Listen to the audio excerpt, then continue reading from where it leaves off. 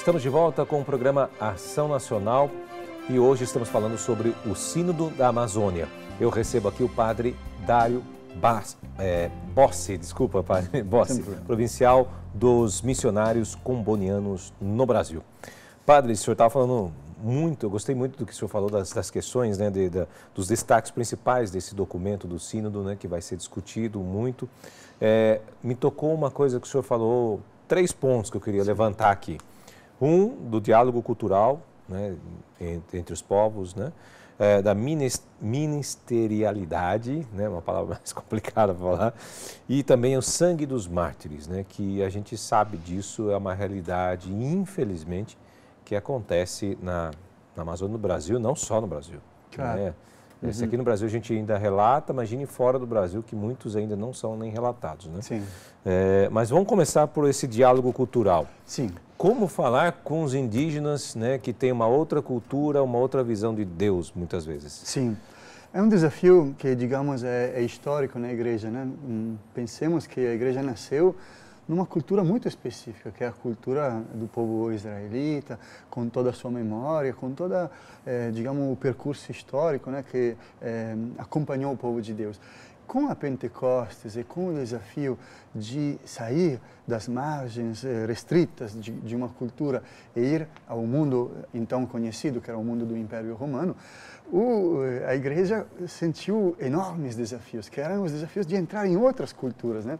Do mundo hebraico ao mundo grego, ao mundo romano, era algo absolutamente diferente, conflitivo. E os primeiros concílios da igreja foram exatamente sobre isso, né? Então, eu acho muito interessante que hoje um sínodo toque no tema das culturas, porque é um tema permanente, que inclusive não vivemos só aqui, mas imaginemos a relação, por exemplo, da Igreja Católica com o mundo muçulmano na África, né? Eu sou missionário comboniano, temos muitos dos meus irmãos lá. Quer dizer, sempre, em todo contexto, a Igreja deverá saber dialogar com outras culturas e também com outras religiões.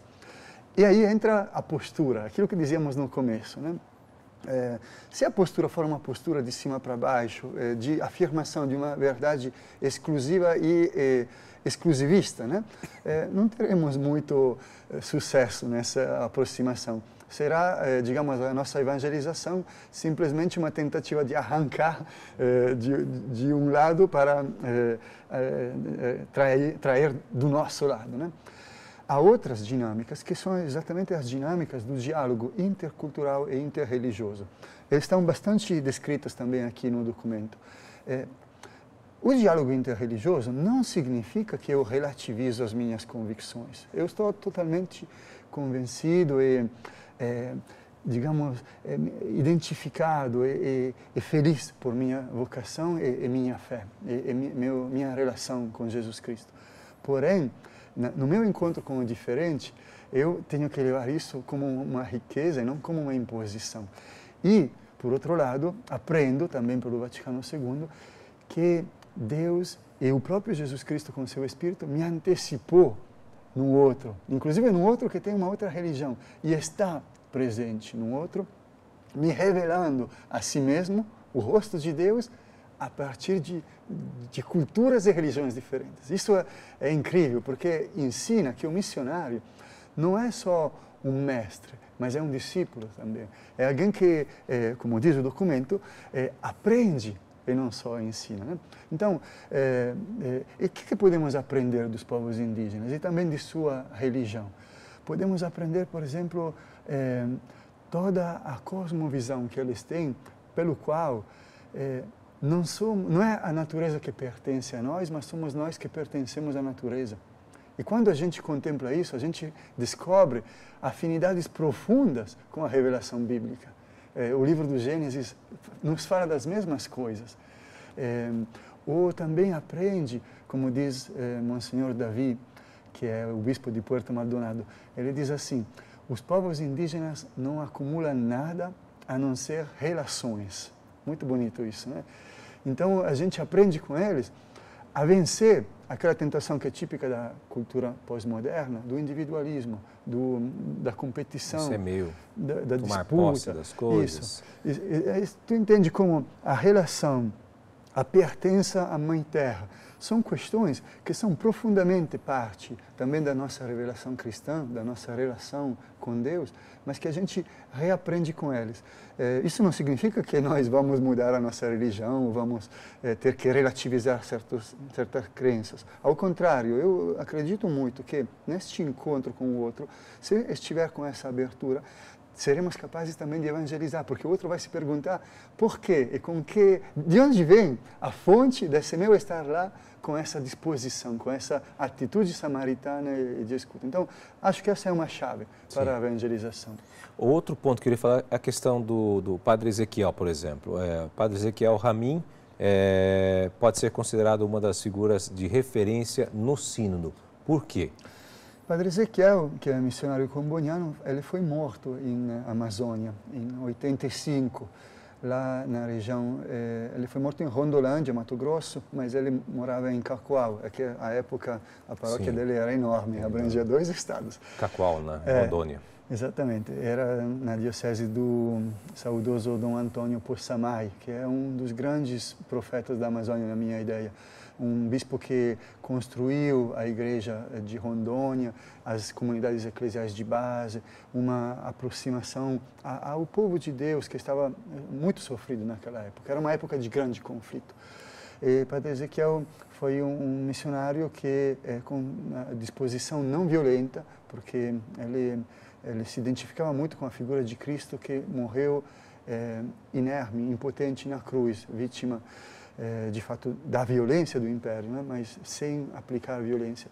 Ezequiel sabia que ia ser morto porque estava tentando defender o povo de Deus em conflitos violentos de terra. Ele trabalhou muito com o povo indígena Suruí e com as comunidades sem terra daquela época. E ele, quando morreu, deixou um legado muito grande. De lá para cá, é muito recordado na Rondônia e no Brasil todo como um dos mártires. O documento de trabalho fala de muitos mártires, não só dele, né? De muitos outros, dizendo que o martírio é outra chave de leitura para compreender o papel da Igreja na Amazônia. Papa Francisco disse em Puerto Maldonado que a Amazônia é uma terra em disputa, porque tem muitos projetos diferentes. E quando há disputa, diz um provérbio africano, quando os elefantes brigam, quem sofre é a erva que está lá embaixo, né? São os mais pequenos que são vítimas dessa disputa. Imaginemos a grande disputa das empresas mineradoras ou dos grandes projetos de multinacionais do exterior que consideram a Amazônia uma terra de saque, né? Ou de outros que consideram a Amazônia uma terra a ser conservada e preservada até retirando as pessoas que nela moram, né, para poder compensar danos e poluições que são realizadas fora da Amazônia. Uhum. Então, em todas essas disputas que são ligadas a questões econômicas e políticas, há vítimas, há conflitos. Como você bem dizia, o Brasil, nos últimos 3 anos, tem ficado entre os 3 países do mundo em que as lideranças comunitárias, em que maior número de lideranças comunitárias foi morta por conflitos socioambientais. Então, onde há disputa, há vítimas. E o lado da igreja é ficar ao lado das vítimas. Os mártires são aqueles que ficaram, né? Dizia Padre Ezequiel, se a minha vida pertence a vocês, também a minha morte vos pertencerá. Então, ele sabia que ia ser morto, mas não fugiu. Por isso, em maio... Esse é um livro dele, né? Esse é o livro dele, aqui, sim. É o livro das cartas que ele escreveu, sim. Tem as suas homilias. É muito forte a figura dele como homem, como cristão. E os bispos, em maio, fizeram a última assembleia da CNBB em maio, escreveram uma carta a Papa Francisco. 280 bispos assinaram esta carta dizendo: nós pensamos que Padre Ezequiel é uma figura simbólica para este sínodo, porque ele é missionário ad gentes e, portanto, lembra do mês missionário extraordinário que Papa Francisco convocou em outubro, é mártir e nos dá uma chave de leitura da Igreja das Comunidades de Base do Dom Antônio Possamay, né? Por isso a gente pensa, ele pode ser um bom intérprete para pensar como hoje ainda a Igreja deveria estar, deveria se comportar, deveria assumir todo esse cargo de missão que tem na Amazônia. É outra pessoa bem conhecida, né, que a mídia divulgou bastante, é a irmã Dorothy, né?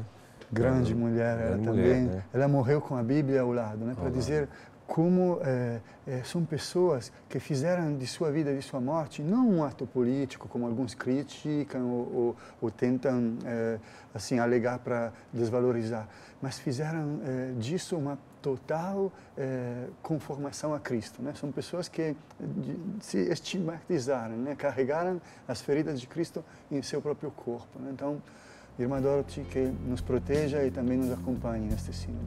Sem dúvida. Bom, gente, a gente precisa ir para um rápido intervalo, voltamos já.